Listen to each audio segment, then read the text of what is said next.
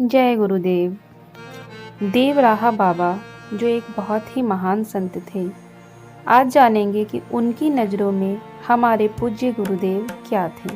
आइए जानते हैं। देवराहा बाबा भारत के मान्य संत रहे हैं। बड़े बड़े उद्योगपति एवं राजनेता उनका आशीर्वाद पाने के लिए लालायित रहते थे। जब कभी कोई गायत्री परिवार के परिजन उनके दर्शन करने पहुंचते थे तो वे बड़ी प्रसन्नता व्यक्त करते हुए उन्हें खूब प्रसाद और आशीर्वाद देते थे। पूज्य गुरुदेव के बारे में पूछने पर वे बड़े भाव भरे सामान युक्त शब्द में कहा करते थे, जैसे कि हमारे एक परिजन ने बताया।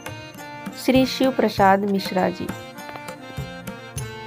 एक बार मैं और मेरा एक मित्र केपी श्रीवास्तव देवराहा बाबा जी से मिलने गए। हम लोग बाबा जी के मचान तक पहुंचकर उनके एक शिष्य से बोले कि स्वामी जी को कहें कि पंडित श्री राम शर्मा जी के शिष्य आए हैं, आपको प्रणाम करना चाहते हैं। संदेश मिलने पर स्वामी जी ने दर्शन दिए और बोले, अरे पंडित श्री राम शर्मा आचार्य के बच्चों को हमारा प्रणाम प्रणाम प्रणाम। हमने मन ही मन सोचा, स्वामी जी हमें प्रणाम क्यों कर रहे हैं? पर यह बात उस वक्त तो हमें समझ में नहीं आई थी, क्योंकि स्वामी जी और गुरुदेव दोनों ही एक दूसरे को समझते थे और जानते थे। अनभिज्ञ थे तो सिर्फ हम। तब तक हमारे मन में जब तक यह विचार चल रही थी, तब तक स्वामी जी स्वयं ही बोले, आचार्य जी के शिष्य हो तुम, महाकाल के शिष्य हो तुम, योग्य देवता के शिष्य हो तुम, सामान्य नहीं हो। हम प्रणाम कर रहे हैं तो सोच कर ही कर रहे हैं। तुम्हारे गुरु श्री राम नहीं, स्वयं राम हैं। हम लोगों को वहाँ तक जाते जाते भूख लगाई थी, सो मन में ठान कर गए थे कि संतों के पास खूब फल आदि रहते हैं। हमारे मन में ऐसी ही विचार चल रही थी कि कुछ तो खाने को मिलेगा। बाबा जी की बात सुनने के पश्चात हमारा ध्यान भूख की ओर गया। तब तक बाबा जी बोले, इनको भूख लगी होगी, इनको खाने को दो। आदेश पाकर उनका शिष्य संतरे ले आया और दो दो संतरे हम लोगों को दिए। इस पर बाबा ने कहा, दो दो क्या देते हो, हाथ भर भर के दो।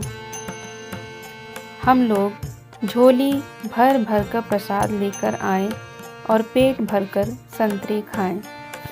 कुछ दिन बाद हम पुनः उनसे मिलने गए। तब हमने उनसे कहा, कुछ पूज्य गुरुदेव के बारे में बताइए। तो वे बोले, तुम उनके पास से आए हो, तुम बताओ, मैं क्या बताऊं।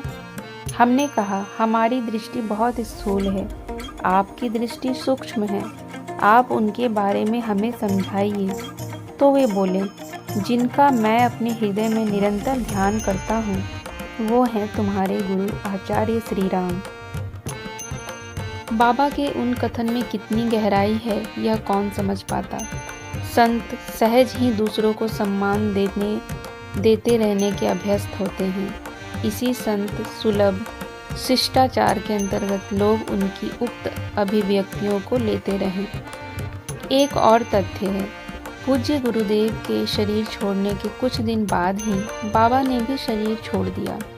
इसे भी एक संयोग कहा जा सकता है, लेकिन निम्न संस्मरण से उनके कथन और परस्पर संबंधों की गहराई प्रकट हो जाती है।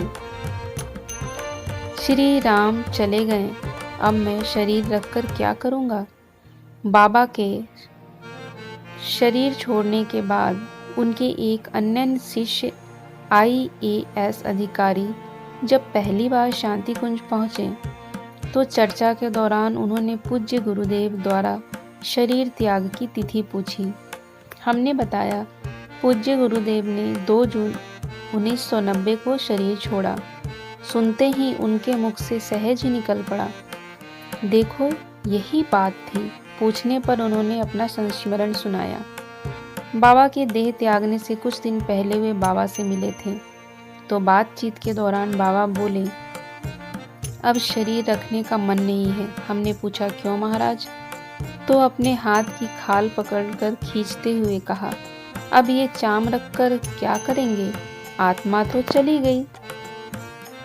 मैंने कहा, महाराज बात समझ में नहीं आई, आत्मा कैसे और कहाँ चली गई? तो बाबा बोले, अरे वे श्री राम चले गए ना, अब ये शरीर रखकर क्या करूँगा? और कुछ ही दिनों बाद 19 जून 1990 को बाबा ने भी शरीर छोड़ दिया। वंदनीय है यह दिव्य प्रेम और वंदनीय है उसे धारण करने वाले महापुरुष। आप लोग भी समझ ही चुके होंगे कि हमारे पूज्य गुरुदेव क्या थे और हमें उनको अपने हृदय में कहाँ पे स्थान देना चाहिए और कितना पूजनीय बनाना चाहिए। जो लोग भी उन पर प्रश्न उठाते हैं उन्हें यह बिल्कुल समझना चाहिए कि हमारे गुरुदेव कोई साधारण व्यक्ति नहीं, स्वयं महाकाल थे, स्वयं ईश्वर थे, स्वयं श्री राम थे। और यह हम नहीं कह रहे हैं, वैसे बहुत से दिव्य महापुरुष ने हमारे गुरुदेव के बारे में बताया है और उन्होंने ही हमें यह प्रेरणा दी कि जिनके हम शिष्य हैं वो कोई साधारण मनुष्य नहीं है, तो वे तो झूठे नहीं हो सकते। ऐसी ही एक कथा है आनंद स्वामी जी की, जो आर्य समाज के संत हैं। वो अगले वीडियो में प्रस्तुत